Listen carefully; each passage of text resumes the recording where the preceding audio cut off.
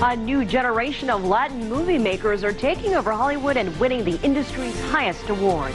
What's the secret to their success? I'm Elaine Reyes in Washington, D.C., and this is America's Now.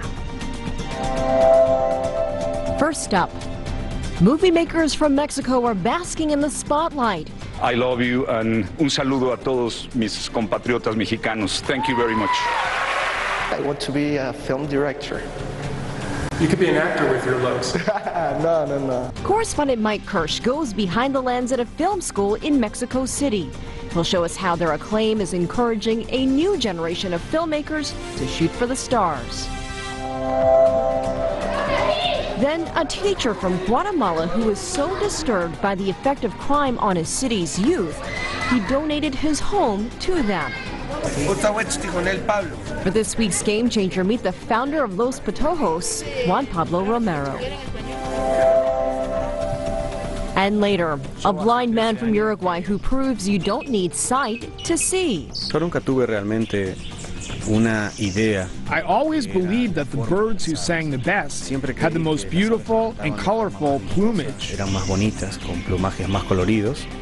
Now a professional recordist, he travels to Antarctica to learn the landscape of the world's last wilderness with sounds.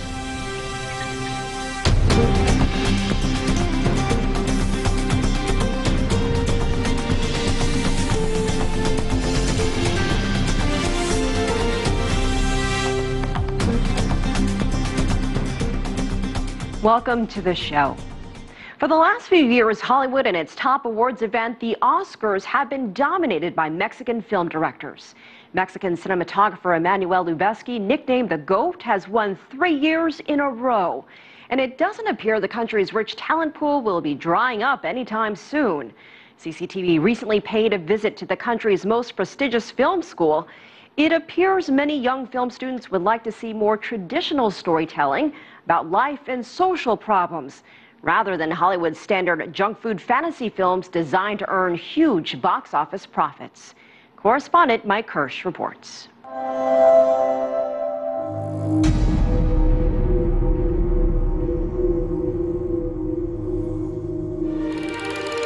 Bocap ready, and action! American film directors have long ruled the movie sets of Hollywood. Directors like Martin Scorsese blowing away audiences with Robert De Niro in Taxi Driver. Talking to me? The winner is Francis Ford Coppola. Francis Ford Coppola brought us The Godfather. And then they will fear you. Steven Spielberg, too many classics to mention.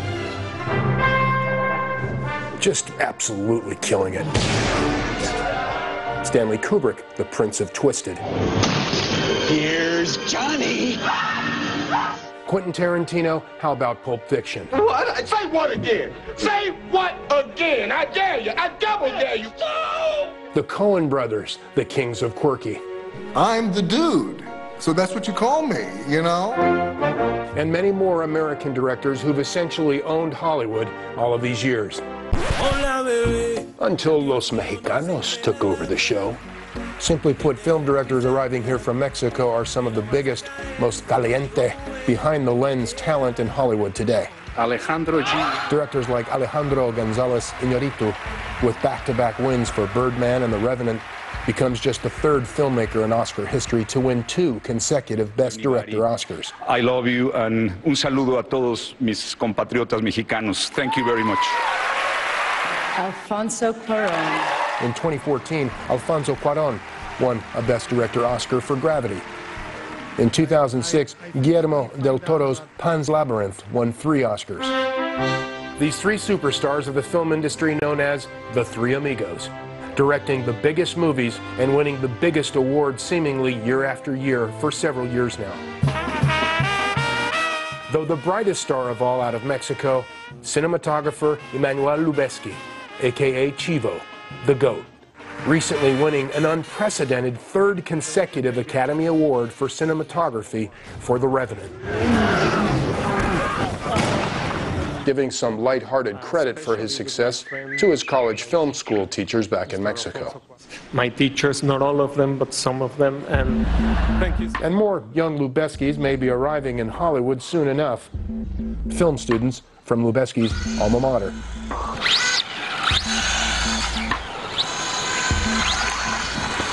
Mexico's prestigious Centro Universitario de Estudios Cinematográficos, that's part of Mexico's public national autonomous university.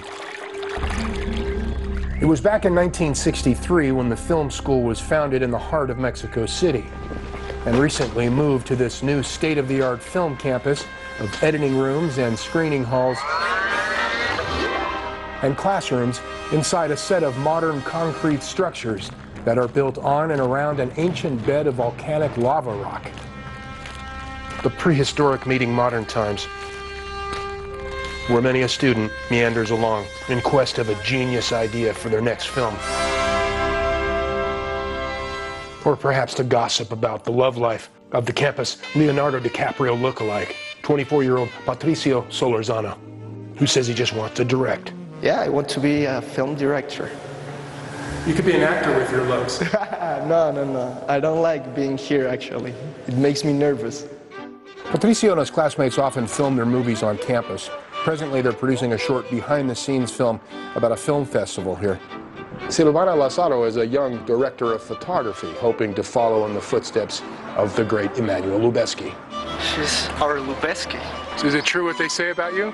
Oh, I hope so. All of the students here, says Patricio, are quite inspired by the recent success of their fellow Mexicans in Hollywood. I'm very proud.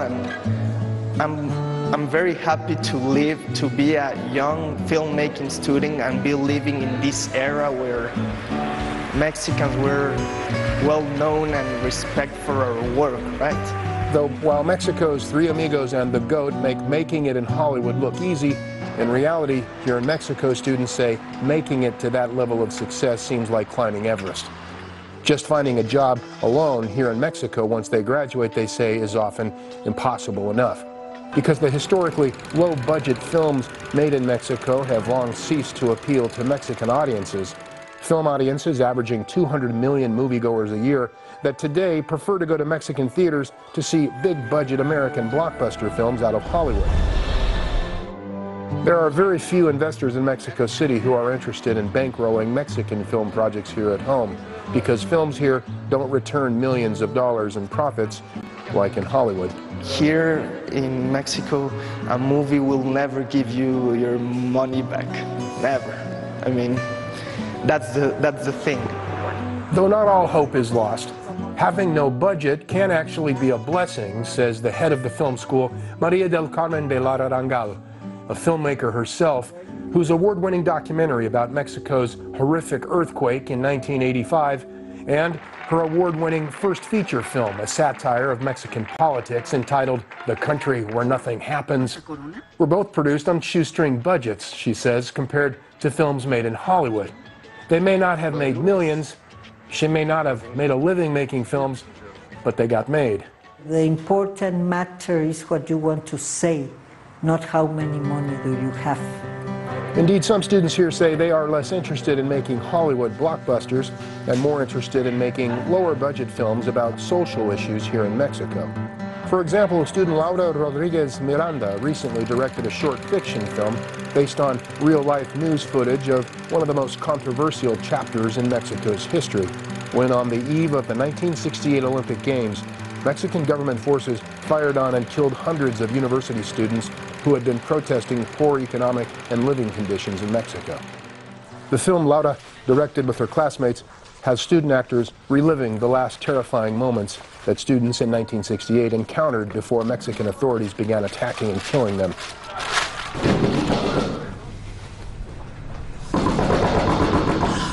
Ábrame, soy yo, Rubén.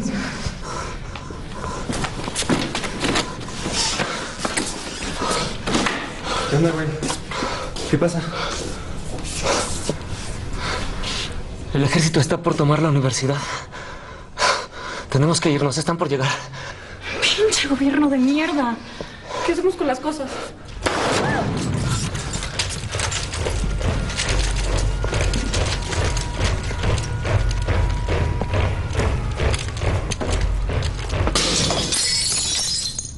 Long after the world may have forgotten this terrible event in Mexico's history, Mexicans have not. says Laura. And I think it's very important to show the world the way we see our country and our reality. As for her directing style, Laura says she prefers the power of images over dialogue. Close-ups and images that show how the character is feeling without him saying it, like the hand, the feet, or maybe an object, or only the eyes. I like to transmit the whole idea, but only showing fragments of images. And who influenced Laura's style and her work? Not one of the three amigos, she says, but the late French documentary filmmaker Chris Marker. I love Chris Marker. Particularly Marker's award-winning film, Le Jeté, his masterful 1962 low-budget science fiction film about a post-nuclear war experiment in time travel and a love story, told almost entirely over black and white stock still photos. You know? As well, Patricio's favorite director is not one of his famous countrymen. Rather, he says he enjoys the films of American director Stanley Kubrick. Clockwork Orange by Stanley Kubrick. That was, it's not just a film. Sing it! Just sing it! As for Patricio's directing style, I love long frames, like established shots, like, I don't know, long shots. I think like naturalism is really attractive because, I don't know, when I go to the movies, I see Hollywood films that are all the opposite what I do. I mean, it's a world that doesn't exist, and I think filmmaking and movies, it's a good tool to bring reality alive. I love a young Mexican director that was once a student here, and his name is Fernando Enque, and he's great. Fernando Enque has not enjoyed the massive success of the Three Amigos, but his simple, low-budget films are winning at film festivals. For example, his film Lake Tahoe, about a young boy coming of age.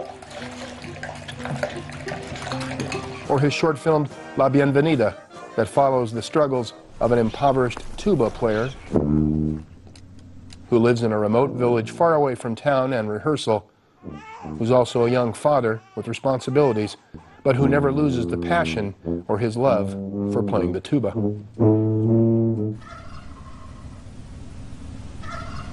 I like those movies that are too simple and in the end brings you like peace. And you don't need like the big movie and explosions and I don't know. I think like less is more, you know? Less is often all there is in terms of support and funding for Mexico's future film directors. They say all they can hope to do is find success outside Mexico one day. If you want to make it big, it's a shame you have to live. It's a shame. Because, I mean, I think like, I don't know, if we do an analogy here, like with, for example, soccer. Oh, brilliant skill from Lionel Messi. We are like the Argentina guys now. Oh, it's glorious! We create good players, good filmmakers, but they are all leaving. So we're like a good country that can export their talent. A bittersweet export, credited for putting Mexico in a positive light for a change. We're not only drugs and war and people killing each other and people wanting to cross the border, we also have a lot of riches. A lot of riches, like the cinematic gold Hollywood has struck with the Three Amigos and the great Emmanuel Lubezki. And perhaps a few more gold pieces to come from film school down in Mexico. Mexico says 200 million movie tickets are sold each year and that 95% of the movies Mexicans watch are produced in Hollywood.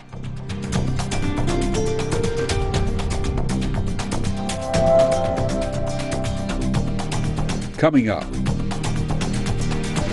A safe haven for kids in danger in Guatemala. Yo veo una oportunidad y un privilegio que la Life gave me a great opportunity when it positioned me to be able to serve the community.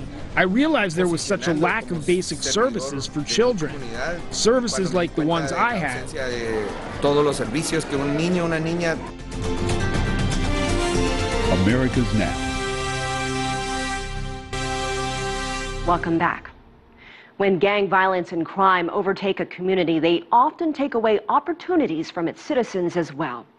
Such is the case in Guatemala, one of Latin America's most dangerous countries. The options for young people can be especially limited. Many of their parents are out of work, and the hope for a good future is bleak.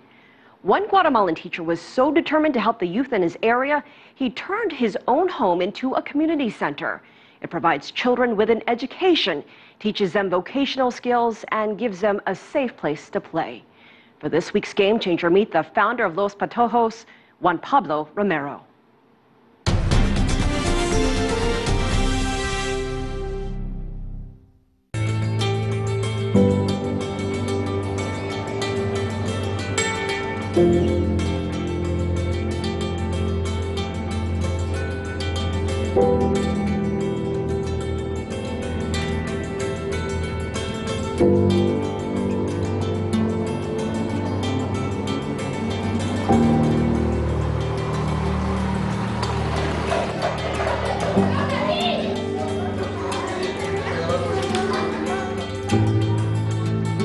Durante los últimos 12 años de mi vida me he dedicado a encontrar, generar y construir espacios seguros para los niños, las niñas y jóvenes de mi comunidad y sus alrededores.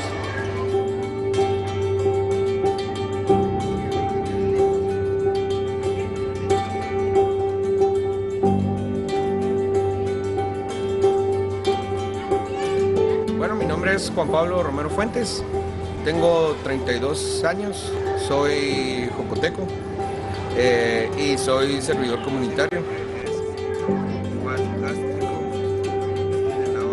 Yo veo una oportunidad y un privilegio que la vida y el mismo contexto donde yo crecí me fueron posicionando como servidor de mi comunidad cuando me di cuenta de la ausencia de todos los servicios que un niño o una niña, como yo lo fui en mi colonia, tenía. Un acceso seguro a un espacio de recreación y entretenimiento, una educación alternativa o por lo menos efectiva que te ayudara a entender por qué estabas estudiando. Y lo más importante, el acceso a alimentos y a salud.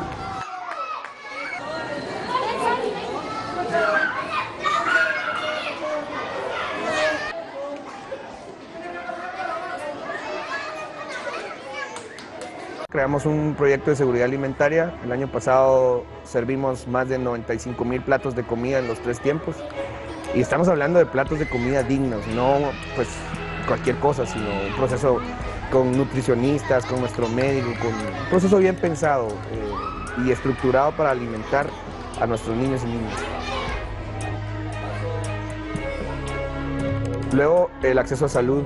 Entonces nosotros nos vimos obligados a crear un espacio en donde la salud en realidad fuera parte de la vida cotidiana de las personas. Y se creó la clínica médica. Hemos atendido a cientos de pacientes de una manera preventiva y pedagógica, porque también es educación.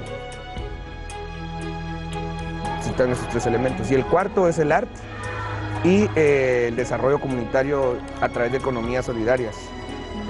La idea final de Los Patojos es poder presentarlo, devolverle a la colonia donde yo crecí, al municipio y al país, jóvenes que sean responsables y productivos y que sean sus propios dueños de su destino, siempre y cuando respeten a la otra persona y sus contextos. Gustavo Echtijonel Pablo. Palabras sin cachaquera en español. Yo soy Tijo.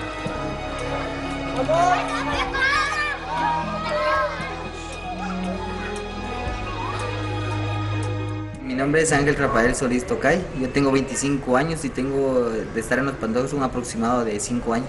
Y Juan Pablo nos aceptó, nos abrió las puertas, pero fue muy diferente, eso lo notamos desde el principio, ¿verdad? Todos los que llegamos, y llegamos todo el crew que éramos un aproximado de 12 a 15 jóvenes, nos abrió las puertas y nos entró, pusimos a bailar, nos invitó a comer, total que nos brindó el espacio y seguimos llegando a Los Patojos más seguido, y total que nos volvimos parte del proyecto, cuando menos sentimos ya éramos parte del proyecto, estamos con él ahí adentro, entonces formamos parte del equipo de Los Patojos como en el centro cultural que tenían ellos, de artes, que había malabarismo, teatro, pintura, y después había arte urbano, que éramos nosotros.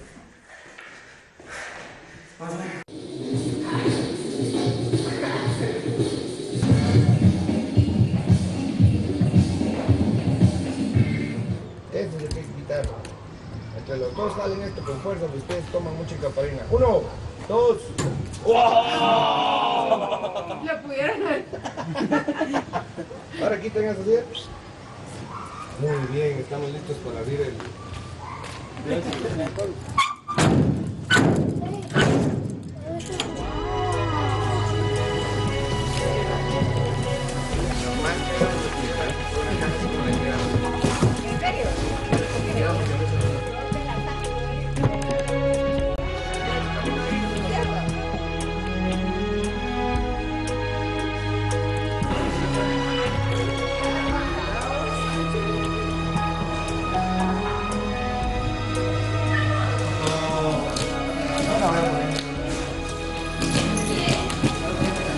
¿De primero? Solo esta caja.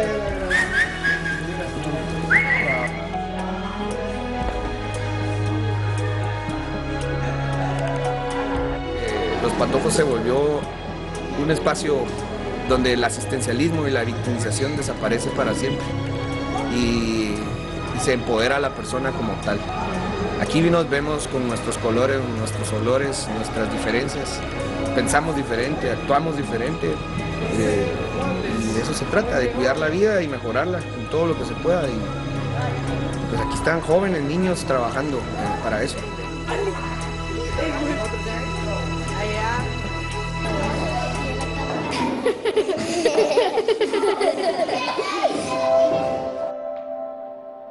Romero's program has made such a difference in the lives of kids, he has opened an even bigger community center featuring a concert hall, bakery, and a health clinic.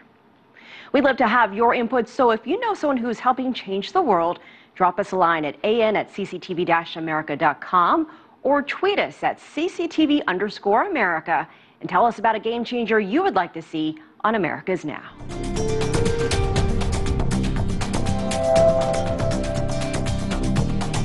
Coming up. Recording the sounds of birds and nature in Antarctica. No creo ser un artista. I don't consider myself an artist in the normal sense of the word. For me, the artist is nature. I just capture these moments. America's Now. Welcome back to America's Now. Juan Pablo Colasso is one of the best bird watchers in the Americas by using his ears, not his eyes. He was born blind and as a child learned to identify the feathered creatures by their voices. As an adult, his career is recording the sounds of nature. Last year, he had the opportunity as a guest of the Uruguayan government to travel to Antarctica, the coldest continent on Earth. Here is his story.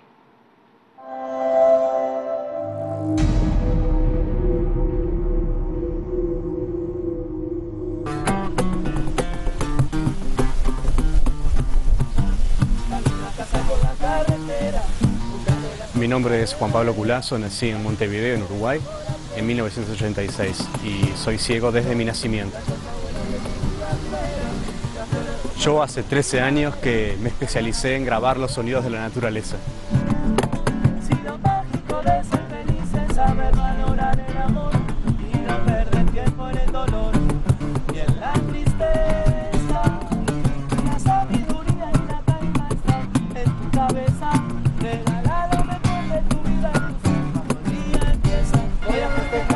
Ahora estoy en un lugar que realmente es muy complicado para mí. El sonido de la ciudad es muy intenso y ahí quien siempre me salva es mi perra guía Rania, que me acompaña hace casi ya 7 años.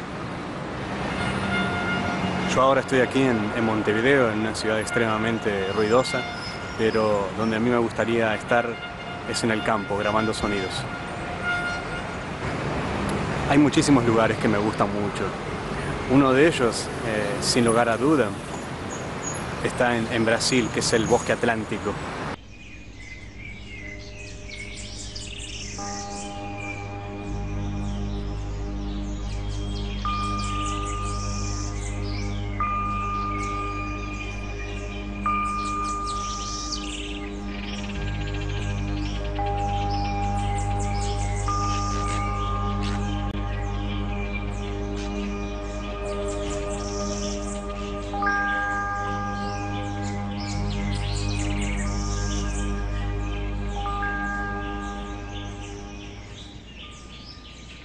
Cuando estoy en el bosque atlántico, yo intento capturar la esencia del lugar. Y la esencia del bosque atlántico es la gran variedad de aves. Una variedad de aves que no hay en muchos lugares del mundo. Y el bosque atlántico está tan amenazado, está desapareciendo tan rápido, que registrarlo para mí es una alegría.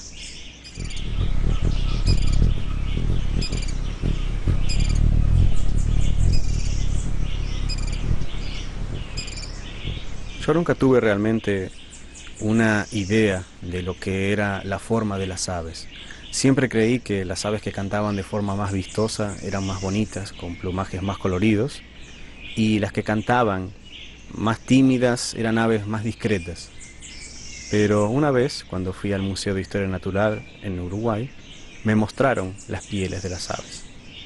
Pude descubrir entonces que aves que tenían plumajes muy coloridos no cantaban tan bien como yo me imaginaba que lo harían. Y aves más discretas, menos coloridas, tenían cantos más bonitos.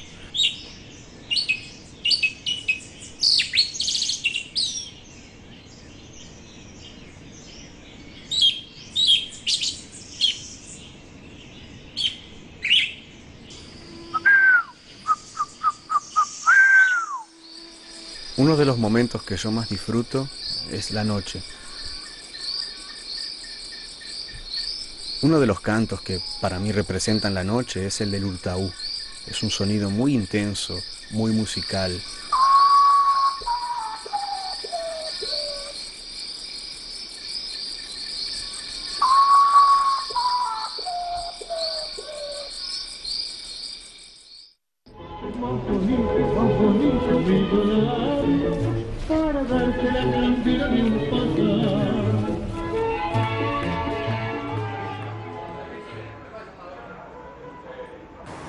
Yo aprendí todo lo que tiene que ver con sonidos de pájaros. Mi inicio fue adelante de un piano. Por ejemplo, un arpegio. Y de esa manera que yo guardo todos los sonidos de las aves.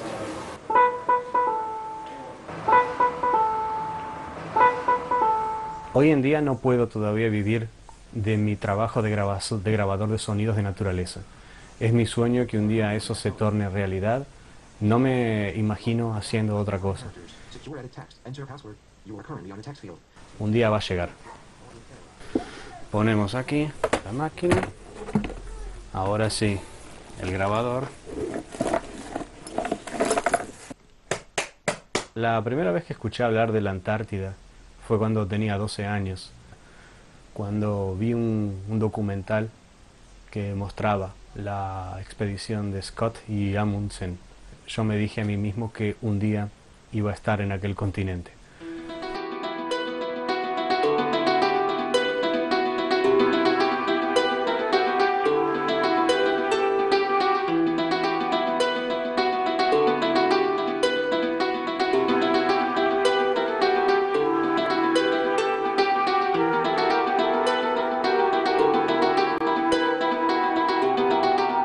Para mí el sonido es una pasión, mucho más cuando grabo en la naturaleza. Los desafíos son muy grandes, es una situación que no puedo controlar. En realidad todo sonido que yo grabo para mí es como una especie de regalo que la naturaleza me da.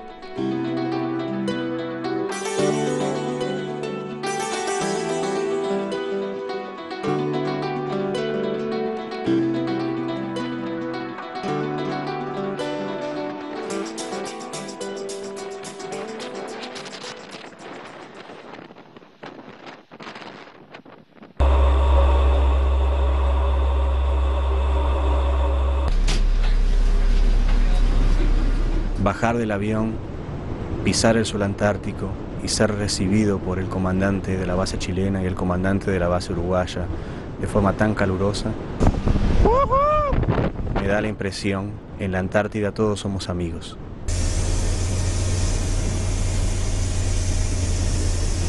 Es en un carrier y al llegar al suelo de la base uruguaya, con mis manos tomar la nieve del suelo, aplastarla, apretarla, sentirla. Siempre me gusta tocar la nieve, es algo que me fascina, tengo una fascinación especial por la nieve.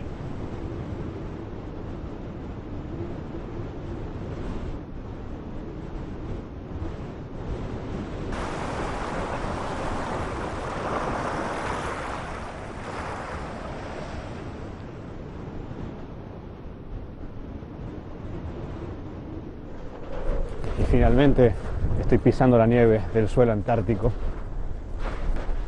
ya ansioso para que se inicie esta campaña del registro de los sonidos. Mi perra guía se quedó en Montevideo y el que me acompaña a ese trabajo de campo es mi padre.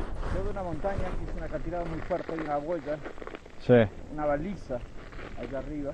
La que van a reparar mañana. ¿La que van a reparar? Sí. A mí siempre me gustó la nieve. Es impresionante porque es suave, ¿no? Y pelotas como esta que fueron hielo, pero se pueden ir deshaciendo de a poco, se pueden ir, digamos, haciendo polvo.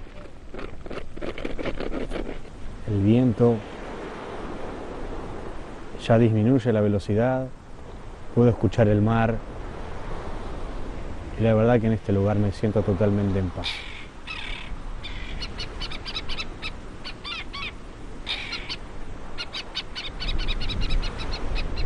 Sentado en esta nieve con esos gaviotines, el sonido de las olas.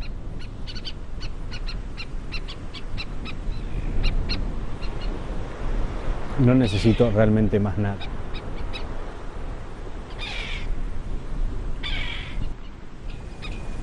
Estoy a 3.000 kilómetros de Montevideo, en la base científica Artigas, que está localizada en la isla Rey Jorge, en el archipiélago de la Shetland del Sur, en la península occidental antártica. Y es aquí donde estoy realizando mi trabajo. No creo ser un artista en la definición de la palabra. Para mí el artista, en realidad, es la naturaleza y yo capturo esos momentos.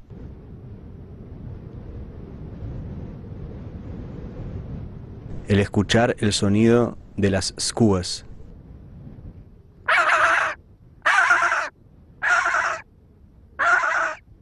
Los elefantes marinos.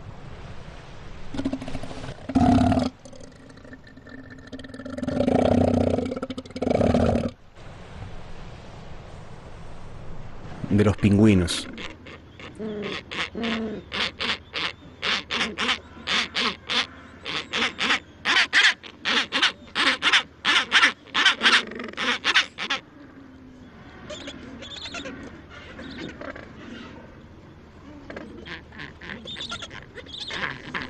Mi misión en realidad es que esos sonidos invisibles sean visibles para todos.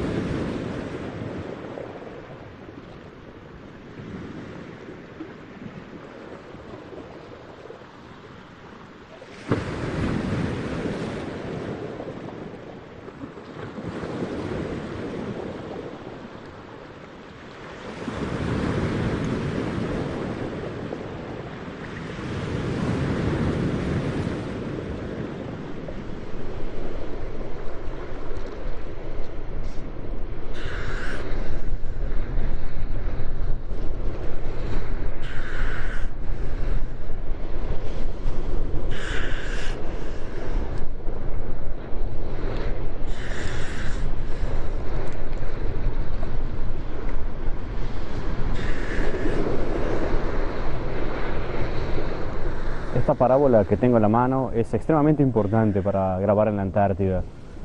Los sonidos aquí precisan de ser grabados con una fidelidad muy grande,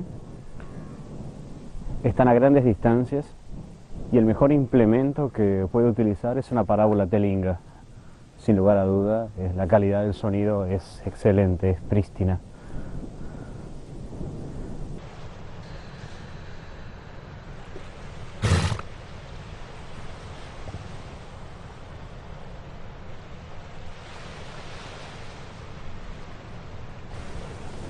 Lo que uno precisa para realmente escuchar es tener la conciencia de que hay un mundo más allá de la visión.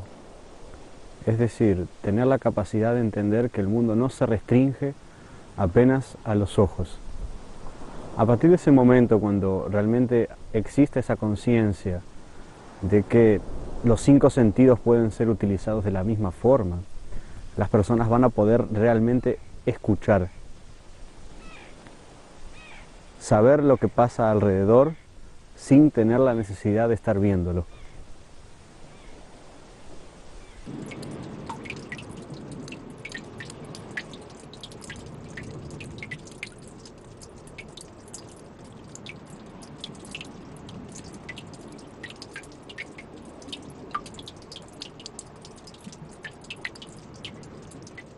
Mi misión en esta campaña en la Antártida es registrar todos los sonidos posibles. Los sonidos que están abajo del agua.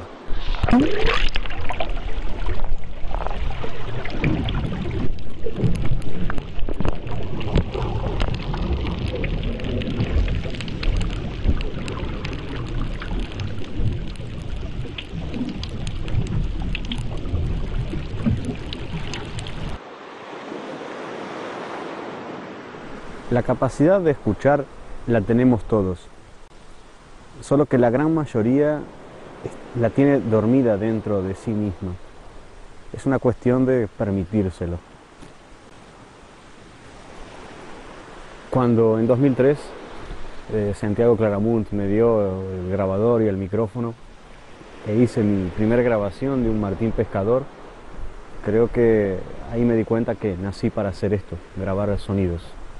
Divulgarlos, difundirlos y mostrarle al resto de personas que es posible disfrutar de cualquier tipo de paisaje sin la necesidad de ver.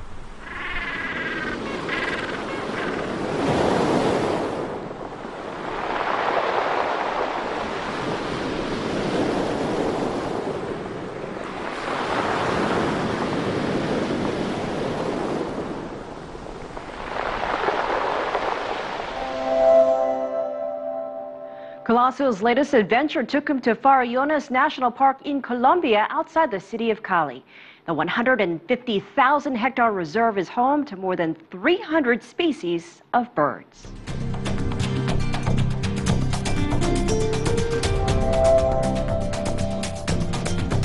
Coming up. Flamenco dancers dazzle audiences in the classical opera Carmen. We just couldn't see any other dance form except flamenco, because it's about a pride in who you are, it's about a strength, and it's also very passionate, and we think that these are all the elements of Carmen. She's very strong, I forgot to tell you that. Welcome back. A few months ago, the Washington National Opera showcased Carmen, a classical quadruple opera act featured at the Kennedy Center. The theatrical performance was described as sensual, rebellious, and mercurial. This production highlighted the perfectly choreographed moves of Fanny Ara and Timo Nunez, two of the flamenco's top performers. They are this week's Urban Voices.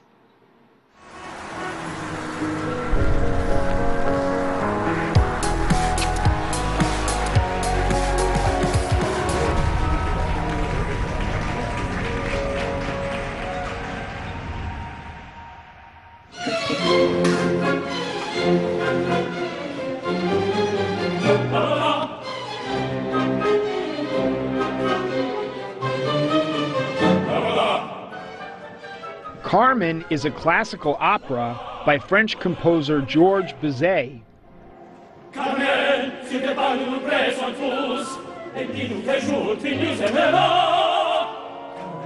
It's also his most famous and enduring opera.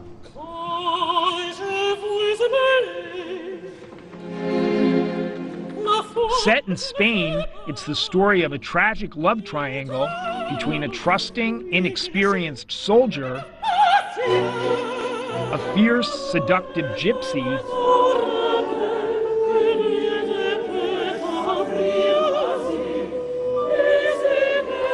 and the bold and adventurous bullfighter who comes between them, also known as Toreador. This adaptation of Carmen, presented by the Washington National Opera at the Kennedy Center, has an impressive cast of over 100. Strong storytelling is combined with music, singing, acting, and dance. The result? Gripping.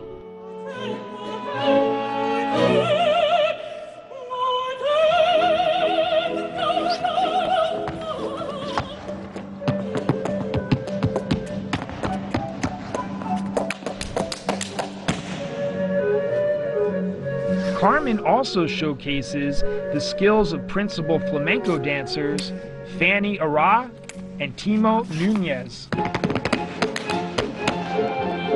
Their smoldering sequences of movement are displayed during each set change and shadow the plot of the production.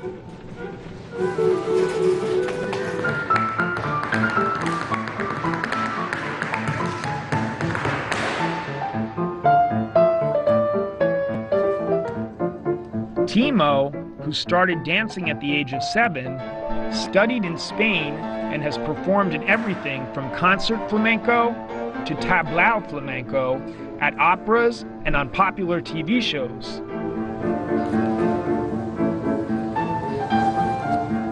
This particular experience to work in an opera is always different and always exciting because it's not something I do every day.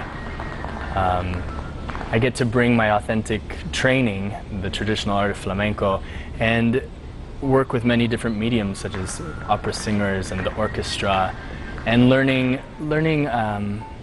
how we fit in as flamenco dancers who typically make a lot of noise with our feet, but we have to be sensitive with the orchestra and the musicians. And it's really like playing your role within this entire piece. French Basque performer Fanny initiated her formal dance training at the early age of 3. My aunt was a Spanish classical dancer, and from a very early age my mom put me in dance classes, and then I got into Spanish classical when I was about 7.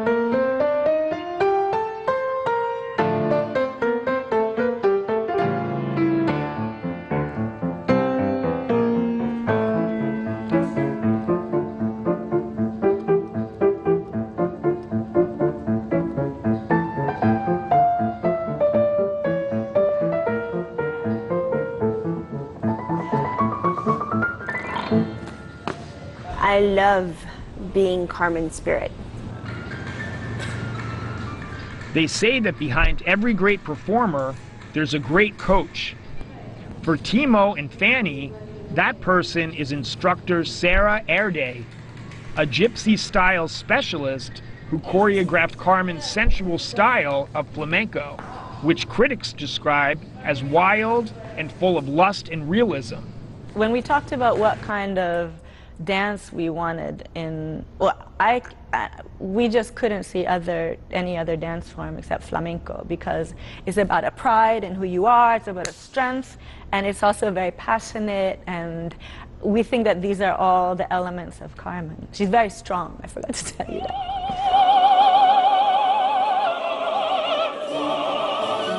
In Carmen, there are many different stories that are passionate, that are filled with pain, jealousy, happiness too.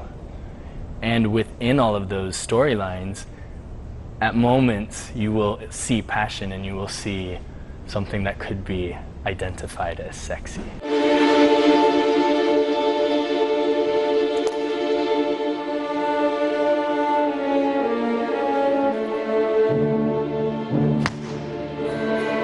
Flamenco dancer, but I'm more in the lyrical and modern way of dancing, and in this production I have to find something in me that is very fierce. So for me it's super challenging, but also super fun and nice to explore.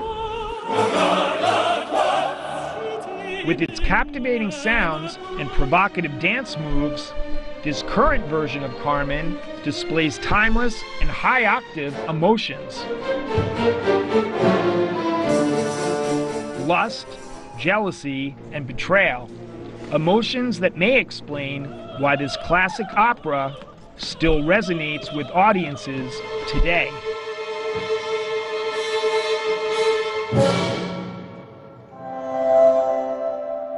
During this production, both dancers made their debut as part of the Washington National Opera, which kicked off its 60th anniversary season.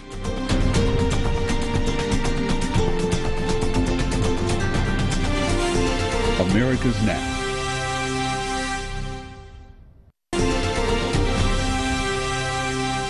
Finally, we take you to the Atacama Desert in Chile, one of the driest ecosystems in the world. It plays host to the Carrera Solar Atacama race, the first eco-friendly competition of its kind in Latin America. The Andean Plateau absorbs the highest levels of solar radiation on the planet, making it the perfect spot to race solar-powered vehicles. We leave you with some images of this eco-rally. Thanks for watching. We'll see you again next week for another edition of America's Now.